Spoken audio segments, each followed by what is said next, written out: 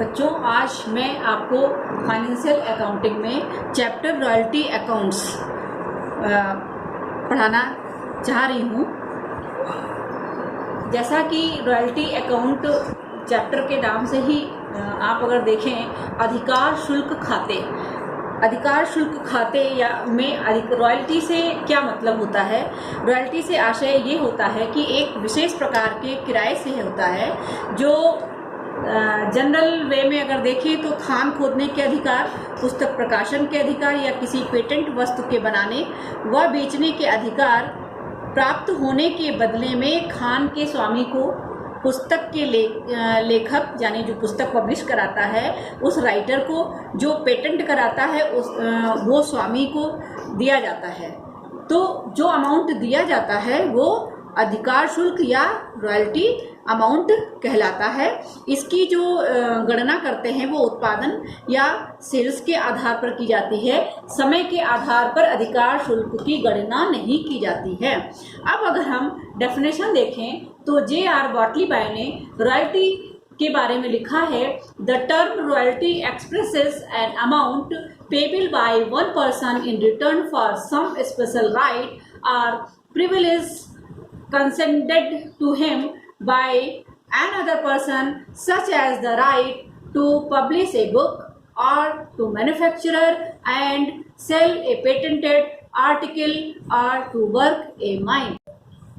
मैं एक बार फिर से रिपीट कर रही हूँ। The term royalty expresses an amount payable by one person in return for some special right और privilege considered to him by another person, such as the right to publish a book or to manufacture and sell a patented article or to work a mine।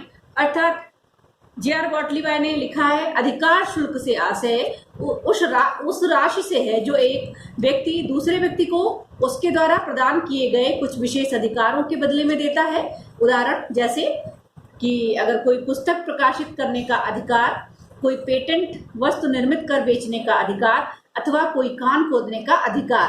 आप इस तरह से समझ सकते हैं, जैसे मैंने एक फाइनेंशियल अकाउंटिंग पे बुक लिखी, अब मुझे वो बुक पब्लिश करानी है, तो जिस पब्लिशर को मैं बुक पब्लिश करने के लिए दूंगी वो हमें, ऐसे मान लीजिए हमने 1000 कॉपियां पब्लिश कराई और हमने कहा कि एक कॉपी का हम 10 रुपये मूल्य लेंगे, तो यानी 1000 कॉपी का 10 रुपये के हिसाब से कितना मूल्य हो गया, 10,000।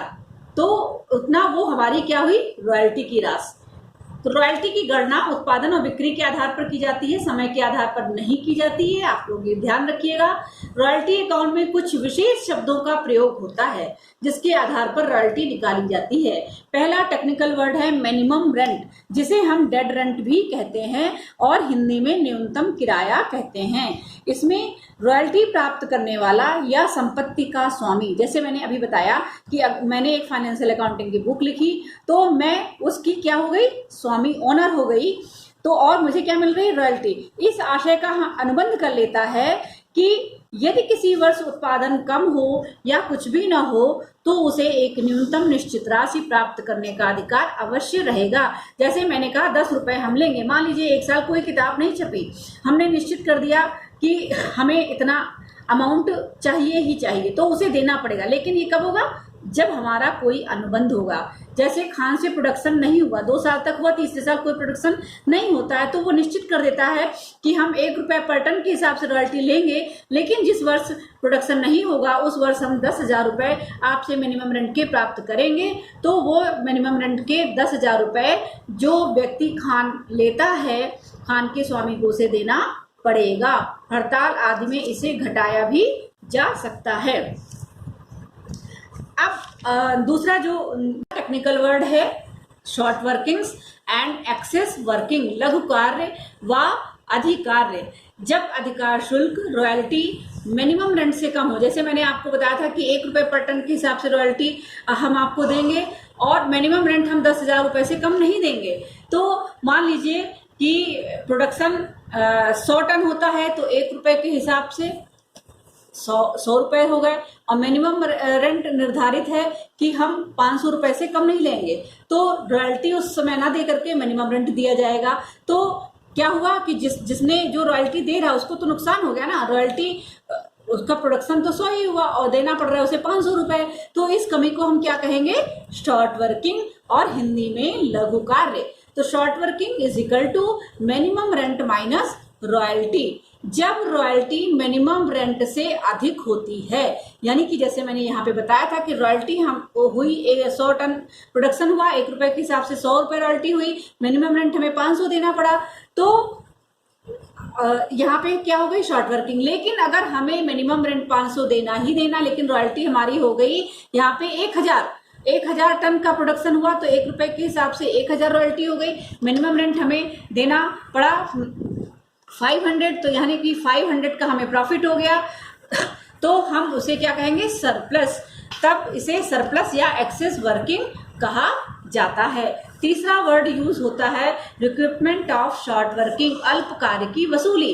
जैसा कि मैंने इसमें बताया था कि रॉयल्टी तो हुई 100 रुपए, मिनिमम रेंट देना पड़ा 500 रुपए, अगले साल रॉयल्टी हुई 1000 रुपए, मिनिमम रेंट है 500 रुपए, तो 500 रुपए का जो सरप्लस हुआ था उसके बारे में अब हम आपसे डिस्कस करेंगे इस पॉइंट में।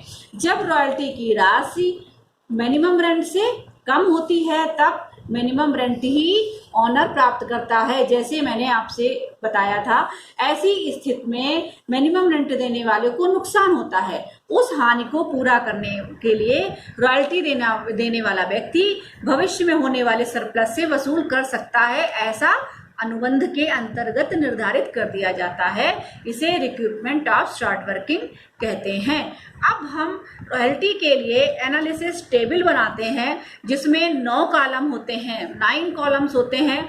आपको याद रखना होगा, पहला कॉलम ईयर का होता है, दूसरा कॉलम प्रोडक्शन का होता है जो टन्स में लिखा जाता है, तीसरा कॉलम रॉयल्टी का होता है जिसे रुपए में लिखा जाता है, मिनिमम रेंट निश्चित होता है, फिर रॉयल्टी कम है या ज़्यादा है उस आधार पे अगला कॉलम शॉर्ट वर्किंग का बनाया जाता है। मिनिमम रेंट कम है, रॉयल्टी ज़्यादा है, तब सरप्लस आएगा तो सरप्लस का कॉलम होता है। फिर उसके बाद जिस वर्ष सरप्लस आता है तो हम शॉर्ट वर्किंग को रिक्यूब कर सकते हैं, उसके बाद अगला कॉलम शॉर्ट वर्किंग रिक्यूब्ड का होता है।